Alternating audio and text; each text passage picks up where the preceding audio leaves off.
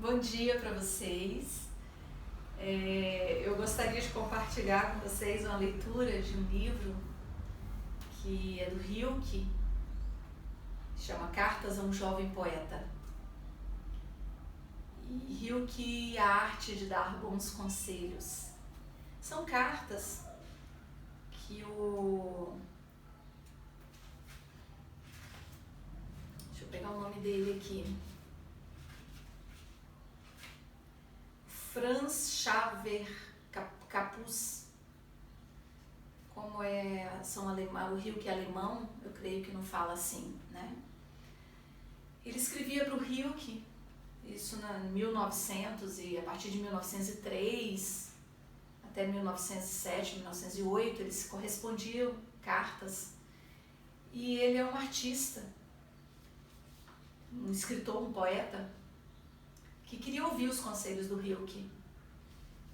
E, fazer a leitura desse livro, eu gostaria de compartilhar com vocês. O Rilke diz assim: sua carta só me alcançou há poucos dias. Quero lhe agradecer por sua grande e amável confiança.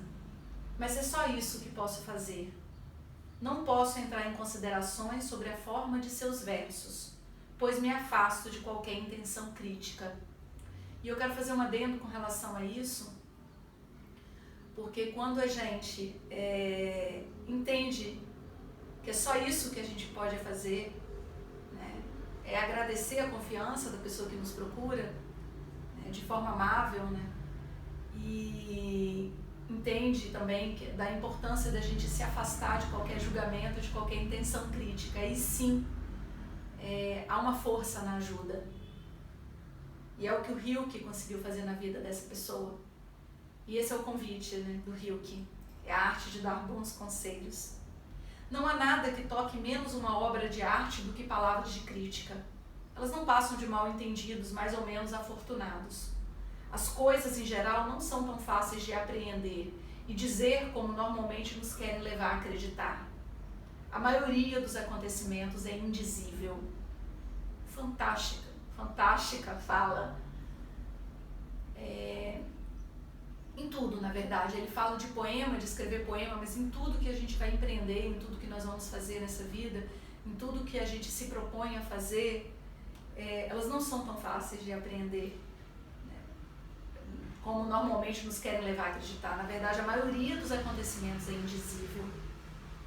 Eu vejo isso muito claramente na minha proposta no círculo terapêutico de mulheres online, por exemplo, que parece tudo muito simples e há um acolhimento, há uma escuta, e na verdade aquilo que se trabalha ali, por si só, não é onde reside a própria força.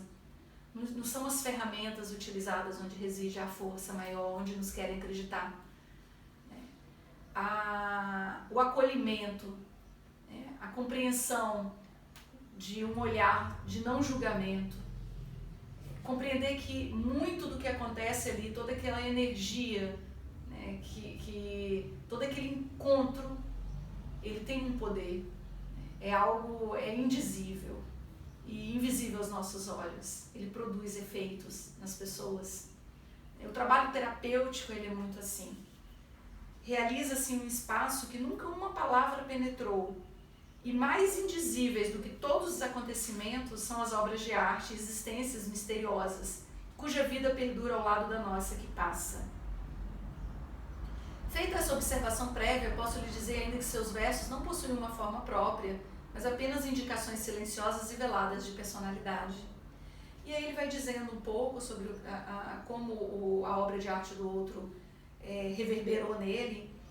E aí ele dá um conselho para esse jovem escritor. Ele diz assim, e que é um conselho para nós profissionais, pai, mãe, enfim, para tudo que a gente venha fazer na vida. Ele diz: o Senhor olha para fora, e é isso, sobretudo, que não devia fazer agora. Eu percebo claramente que o meu limite, ele se depara na minha vida profissional, na minha vida pessoal, quando eu olho demais para fora. Quando eu fico buscando uma resposta, as respostas fora. Quando eu sinto a necessidade de que as pessoas me digam, né, algo sobre o meu trabalho. que haja um reconhecimento, de repente, sobre o meu trabalho, é onde eu encontro o maior limite, né, da potência do meu trabalho. E é isso que o Ryuki está dizendo aqui. Ninguém pode aconselhá-lo e ajudá-lo. Há apenas um meio: volte-se a si mesmo. Investigue o motivo que o impele a escrever. E eu poderia dizer, investigue o motivo que o impele a fazer o que você faz, as propostas que você tem na vida. Comprove se ele estende as raízes até o ponto mais profundo do seu coração. Confesse a si mesmo se o senhor morreria caso fosse proibido de escrever.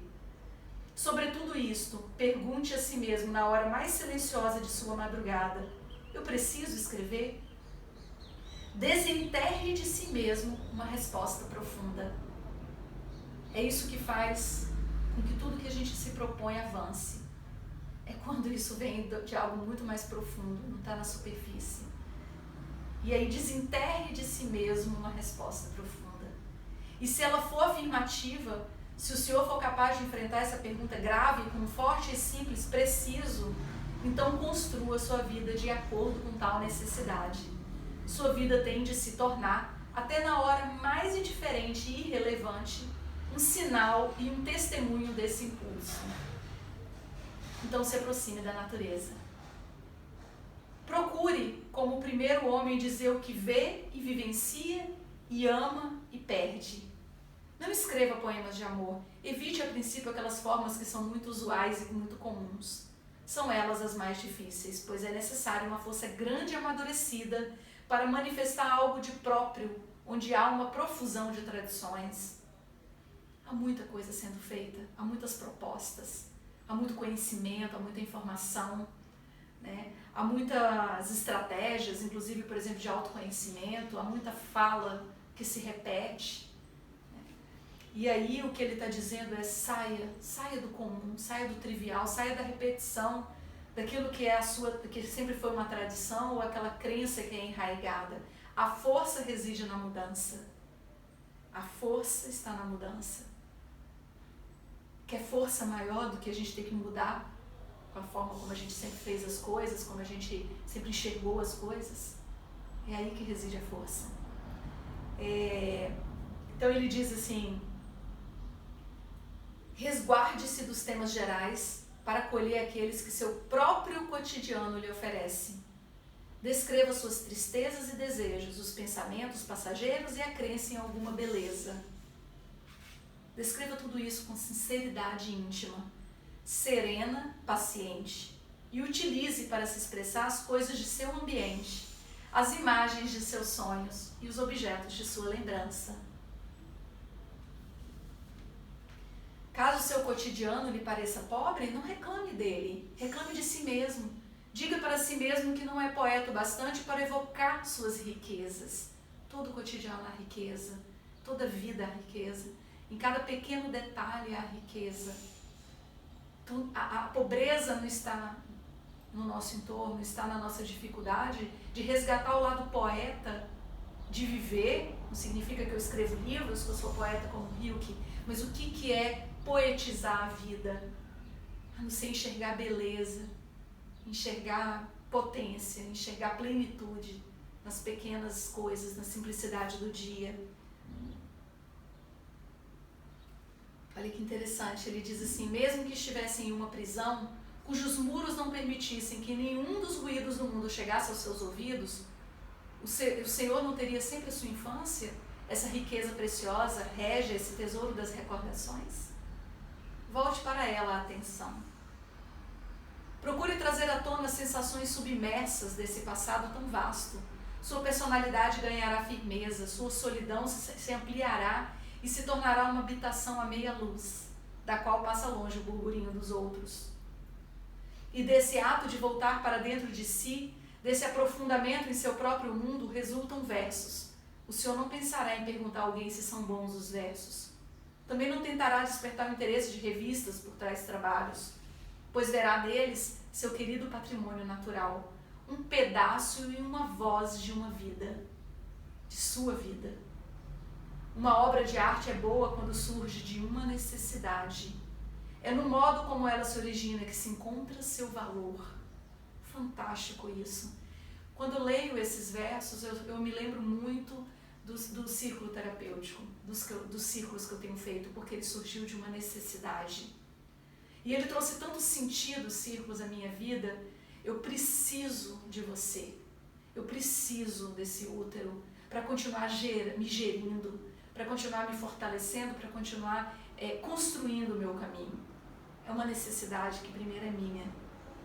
E aí quando eu ponho a serviço aquilo que nasce dentro de mim, que brota dentro daquilo que é mais profundo em mim, flui, a vida se abre. Porque a minha intenção, a minha intenção, ela se conecta à intenção do divino, à intenção daquilo que vem a serviço da vida.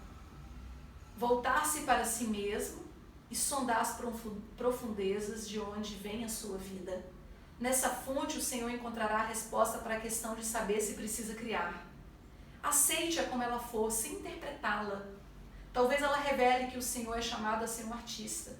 Nesse caso, aceite sua sorte, a suporte, com seu peso e sua grandeza, sem perguntar nunca pela recompensa que poderia vir de fora.